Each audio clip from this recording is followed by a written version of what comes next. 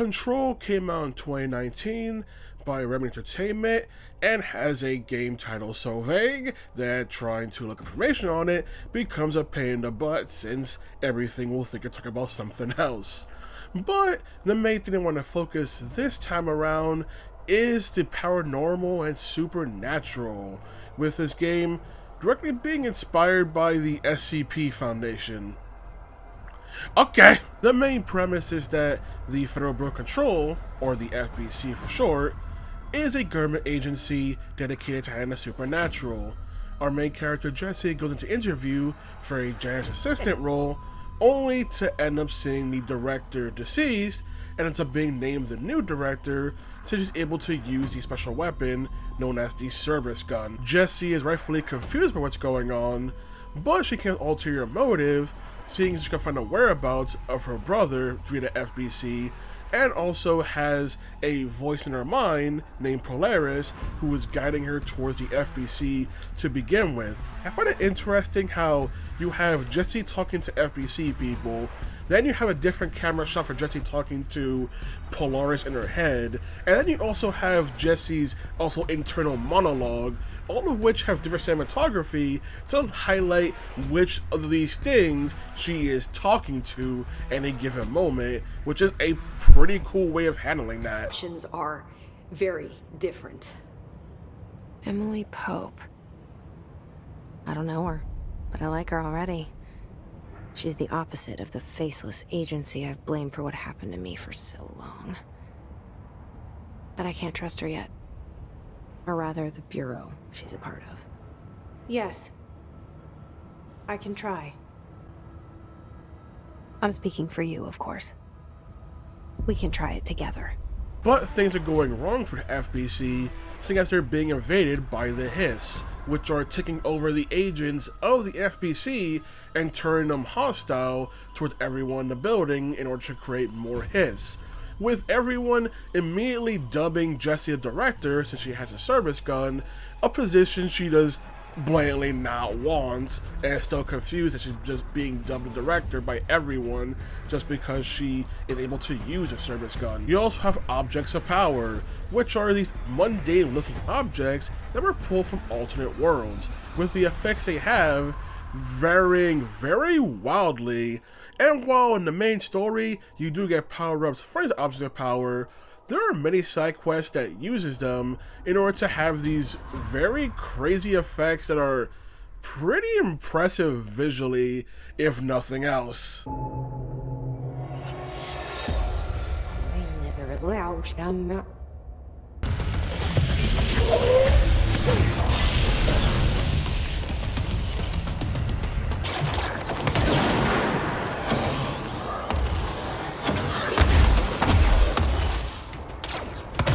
You also have many notes in the game, or videos, or voice recordings in order to relay certain information about the FBC, and there are so freaking many. Like, you don't have to read them to understand the main narrative, because at a certain point, I stopped because there are just so many of them at that point. I was stopping to just pause everything to read notes or stop and watch a video every few minutes with how often they would put these everywhere.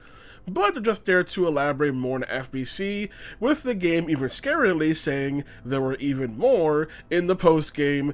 Oh hell no. This game just abuses the hell out of the idea of notes. Even Jesse's backstory or part of it is told through recordings and everything, and it's like, stop it. Stop it. Why do you have cutscenes? You're gonna have so many of these freaking notes and everything.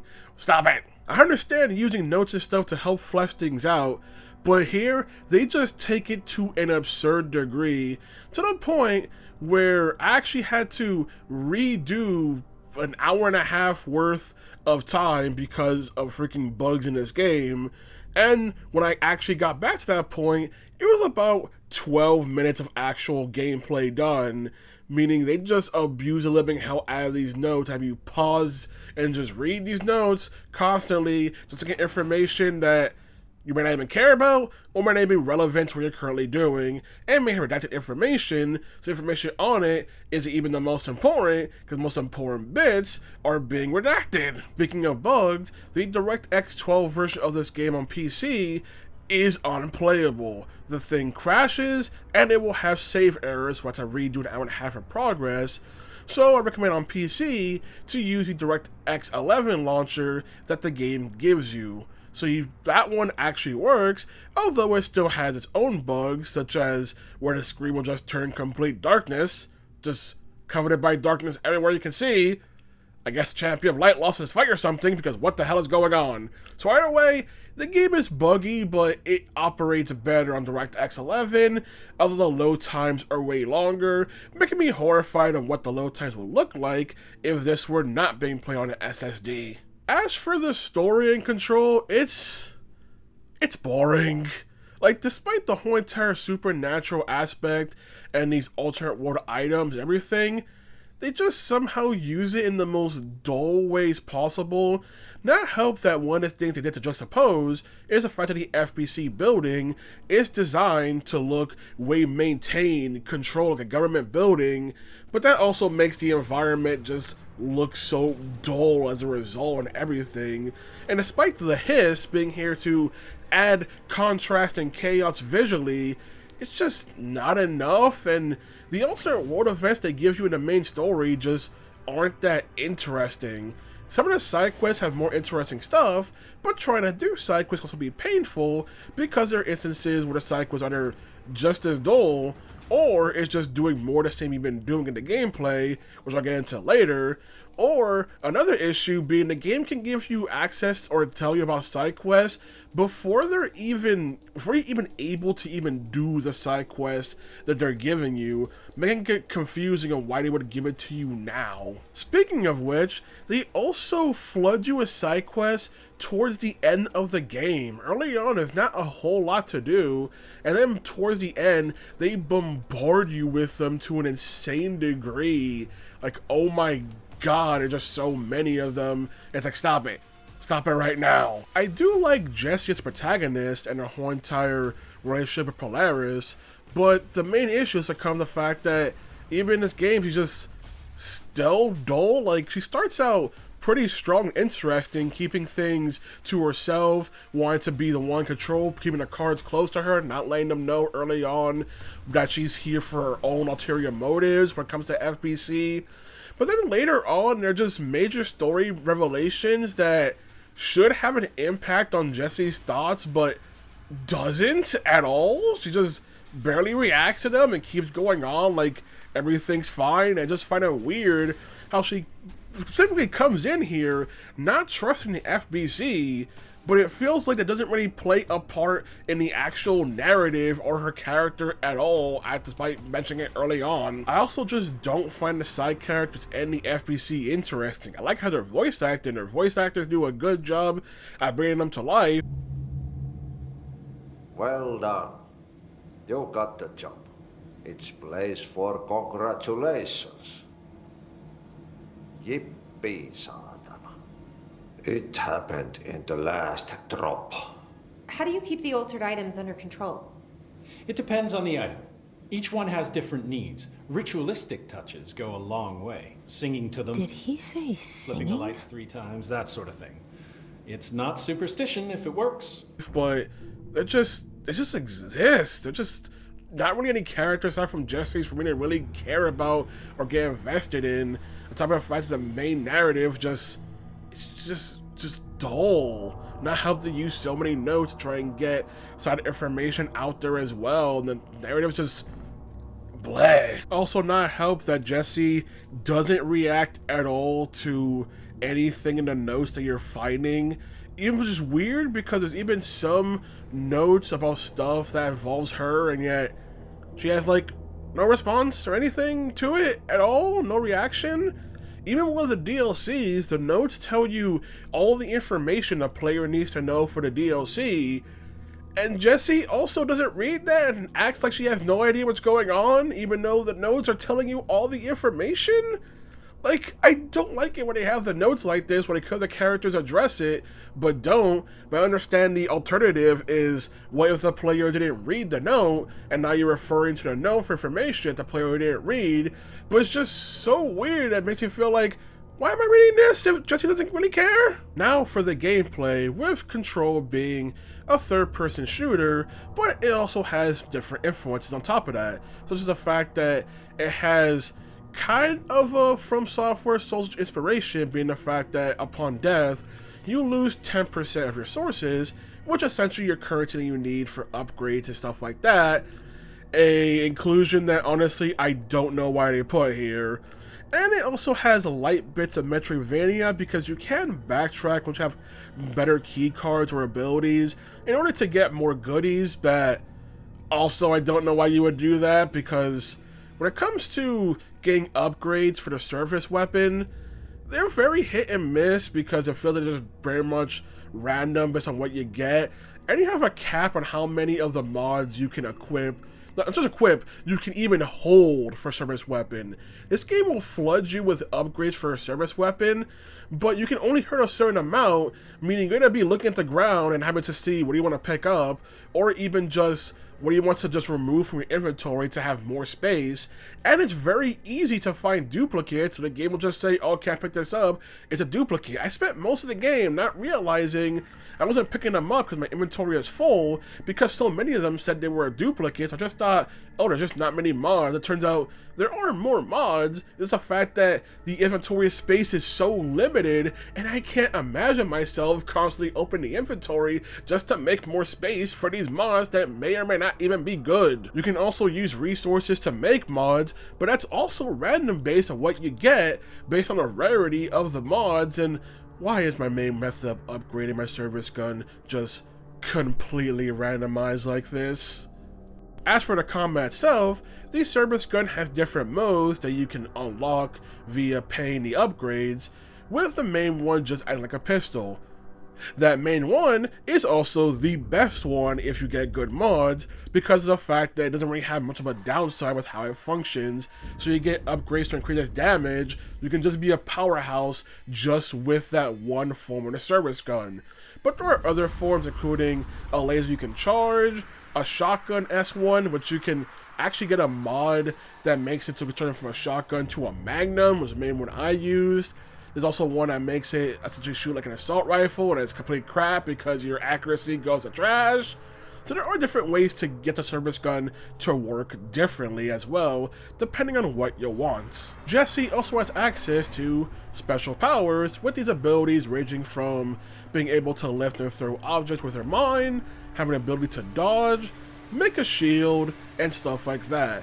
And despite having these powers, honestly, it doesn't really matter much, because despite having these abilities, the only one I found actually useful is the one to throw objects, since it'll be the bulk of your damage, unless you can, luckily enough, get good upgrades for a service gun, meaning your main method of combat is just throwing things. And while it's entertaining that the objects have their own physics, but it also means that when Jessie tries to pull the object towards her, the thing could get stuck on things, or you can throw it only for it to hit something in the environment and it being thrown off course and stuff like that, which makes throwing things a bit of a hassle, on top of the fact that you may want to throw a certain object, but you need to put your cursor directly over it, and considering how much action happens in combat, you may not have the time or affordability to specifically concentrate on a certain thing.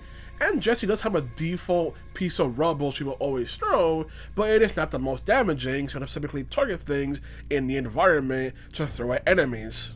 There are also stuff like explosives you can find and throw, but I swear the explosives are more of a threat to you than they are to the enemies, such as the fact that they're generally small usually, which means that to specifically point at it in a certain way the game wants, I swear, it would have Jessie pick it up.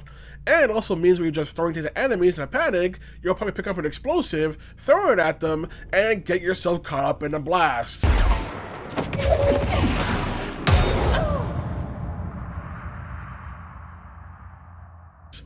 It just becomes kind of a case where I only want to add more risk to combat, but I swear explosives will just be killing you more than it does the actual enemy. There are also some later upgrades in the game that There's one late game upgrade that allows you to levitate, and to be honest, I don't know why I would use this in combat, because Jesse in this game dies very fast. So what's worse than a character that's squishy? A character that's squishy and an easier target. Why would I want to levitate? Like, it's one of those things, it's like, for what purpose would I use this outside of the platforming segments, considering, hey, what do I pick? Hiding behind cover, or an easy target that flies in the air? And you may say, but enemies fly in the air and they're hard targets. Yeah, because those enemies have auto-dodging. I do not, so I need to use my energy in order to dodge. And the energy is shared amongst all of your powers. They don't have individual recharges. So if I'm using that to dodge, I'm not using that to, let's say, actually throw an object or anything. And I need upgrades in order to make some of these powers actually useful. While I mentioned throwing objects is the main method of damage you want to use a lot of the time, you also need many upgrades to increase its damage as well. There are also upgrades to increase how long Jessie stays in the air to begin with, but otherwise she does not levitate for that long in actual combat or anything. And there's even an upgrade you need to unlock the shield, which feels like should just be a base game upgrade. I ever found out that apparently the ability to do a shield rush and shield throw, I believe were updates to the game, meaning they weren't even there at launch. And it's like, why are basic abilities that characters should have upgrading to spend points on? And these points you only get for completing missions, and not all missions give you points. On top of the fact the amount of points they give you are generally fluctuating, because some can give you 4 points, some can give you 5 points, and some will give you 1. And no, the difficulty of the mission itself does not dictate how many points you got. I went through the most hell and awful boss fight in one of the DLCs and got 1 point for it. You a-holes. But this is just all Jessie can do. She doesn't really have much she can work with. And while you can upgrade stuff to get more powerful, that's only at the end of the game where you can do stuff like throw 3 objects at once and stuff like that. So most of the time, Jessie just feels completely underpowered unless you get good upgrades for the service gun. Because otherwise, she is just outgunned by these enemies, with enemy types ranging from dudes with guns with more health bar, dudes with guns with shields and more health bar, dudes with guns with more shield and health bar on top of that, and an orb that can heal enemies, flying enemies that shoot projectiles that I swear are heat-seeking, flying enemies that will go towards Jessie and explode, and it's just stuff like that. It's just like, Jesus Christ, anything else you want to throw at this poor woman? And since you lose 10% of your resources upon death, that just means you might just be dying a lot and losing so much because of it. It just doesn't feel fun. It feels annoying, on top of the fact that the actual gameplay loop of combat just gets boring early on because it doesn't really evolve much at all. And this game loves to respawn enemies. You don't have to fight to respawn enemies. They don't give you anything. Hell, there are points where you can just do the task in the room the game wants you and just move on and just not have to care about the enemies, because all they really give you are either resources that honestly is a crapshoot when they give you anything useful, or they can also give you mods that is a crapshoot with anything useful.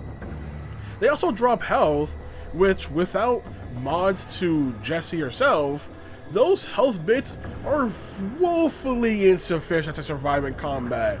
Enemies deal so much damage that you need way more healing than the game actually gives you by default, and it is absurd it gives you such low health fret back for fighting enemies. Interesting enough, while the main story does not have boss encounters, the side content actually does, with these side missions having their own boss encounters that are also the bare minimum and not that interesting to go against. But it's just weird the main story omits that and has places where it could have done something interesting, but instead the side missions had to pick up that slack, and the side mission exists in a vacuum because there is stuff in the side mission that Jessie witnesses only to have no response to in a DLC. I mentioned the game is Metroidvania-ish, but another big problem with Control is exploration, because the map they give you is absolutely terrible.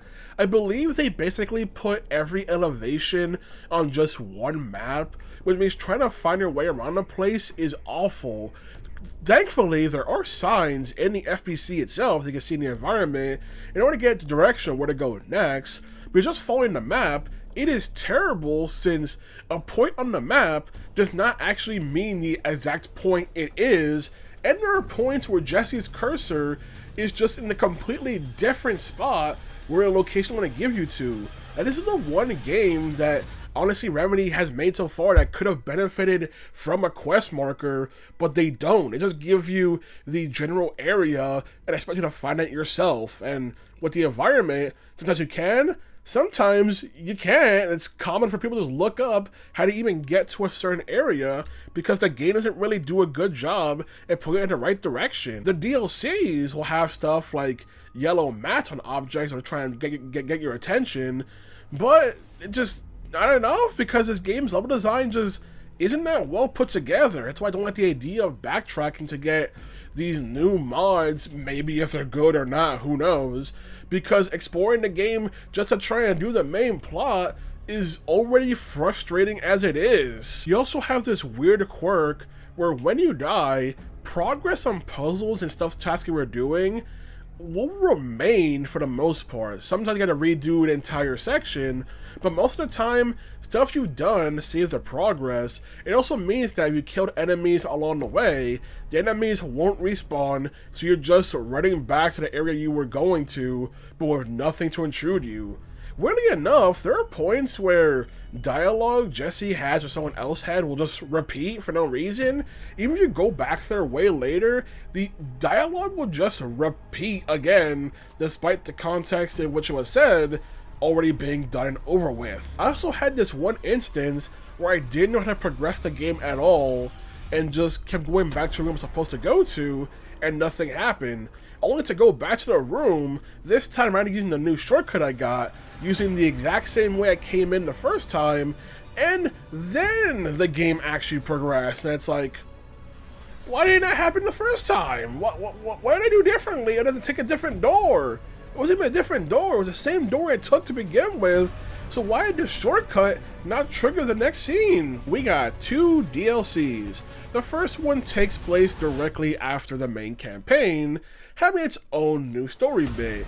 And while the story bit this time it's okay, it feels like it has a more interesting mystery than the actual execution of it, but it introduced a new mechanic where Jesse can now break these like crystal rocks or also pull them out from the walls in order to try and change platforming and stuff. The problem is, it also justifies using that for combat. So it's a new technique for combat, especially for a new enemy type that they add, a melee-focused enemy type. The problem is, these things are so situational, you probably won't actually use them in combat because you need enemies in a perfect position to even use it. And since it's post-game, you'll probably have upgrades that get the job better than trying to get enemies set up for this. And the new enemy types can also just easily avoid them because they're very good at dodging as well on top of being melee focus. So it's an interesting idea, but the actual execution, like the main game's combat, leaves a lot to be desired. DLC 2 is a DLC that is entirely focused on the Alan Wake franchise, to the point where Jesse has no real reason to care what's going on and doesn't really have much to say about the events. Despite there being notes informing the players who haven't played Alan Wake everything they need to know, Jesse just doesn't have a response, and once again acts surprised by information that she should already know via the notes the player is picking up. This DLC is everything wrong with Control condensed into a DLC package. They will flood you with enemy encounters that you can't avoid, and these enemy encounters will always have those orb enemies that heal them, so you gotta go after them first. There's so many enemies trying to gun you down. You have a boss encounter that you have to repeat, well not necessarily repeat, but go up against multiple times, with the gimmick being you have to turn on the lights, And it's just the fact that the boss is immortal in darkness, meaning you get to constantly turn on the lights or not even do anything, which means you're doing the same puzzle task of get the power core, find the plug-in, plug it in, and do the thing, or try to get this thing and to plug it in. It gets very boring very fast as an immortal boss keeps gunning for you, with the boss's attacks also just being unfair. Like, the fact that it can shoot a projectile that can take out like 40% of your health easily. The fact that it can teleport and grab you and you're supposed to shoot it off when it grabs you, but it's inconsistent considering the darkness makes it immortal, so are my bullets do anything or just letting me go? Because it does let you go eventually, even of health. It's just weirdly designed. And the final showdown with the boss itself is easily the worst boss fight I've seen in a video game in years. Not just because the boss is powerful, not just because without good upgrades to Jesse, this boss is hell. Considering the fact they can do this DLC before you even beat the main game for some reason, they give you access to it, so you can be just unprepared for this fight. But there's a segment in this fight where the boss will just regenerate health in the darkness and keep turning off the lights. With the problem with this being the fact that it can just out-heal your damage, and you're supposed to stun the boss, but without a certain upgrade and luck on top of that, you can't stagger the boss in order to stop them from healing. There are also segments in this DLC where you have to remove darkness via light, and there are certain points where I'm like, oh, why don't I just take this light with me as I go so I can do that? And once the DLC told me to go F myself, because if you try to carry a light to a different location further in the DLC, the game will just have the light break, because they want you to solve the puzzles in the exact way they designed them. No shortcuts, meaning logical things Jessie should do, like take a light with her, something she is told she should do, you can't.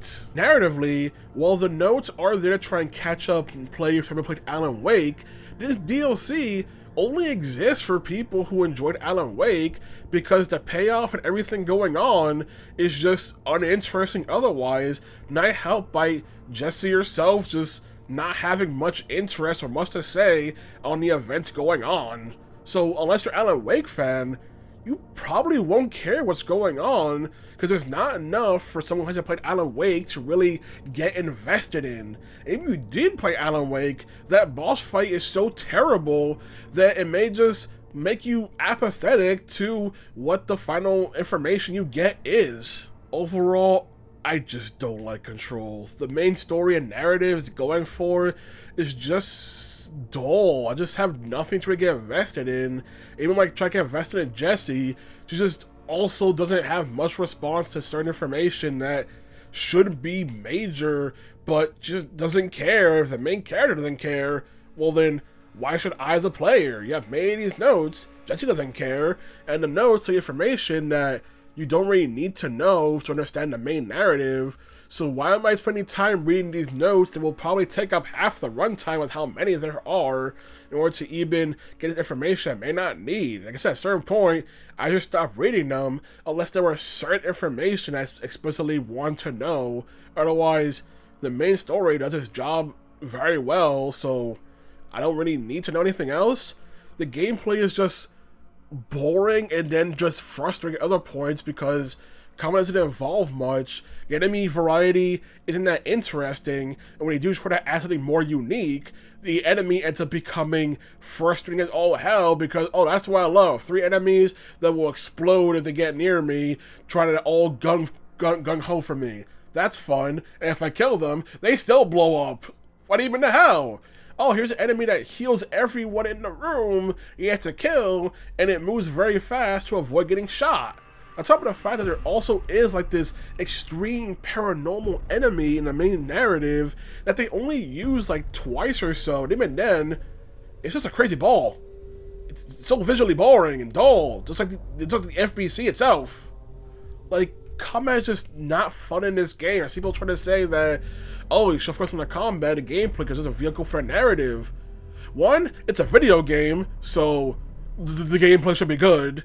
And two, the narrative is boring too. So there's nothing to even latch on that excuse. Even the game's finale is a source of criticism because it just abruptly ends. Like I said, there's no real big dramatic moment for gameplay wise in the actual main story. The side quests try to do more with the gameplay than the actual main narrative of Control itself, and the finale is just tries to build you up and get you caring, only for it to drop the ball immediately. There's even one moment, it's supposed to be this big, triumphant, exciting moment, complete with this amazing music playing, and it's just so boring and dull. But Jesse's like, that was awesome. What was awesome, Jesse? Doing the same thing we've been doing the entire game?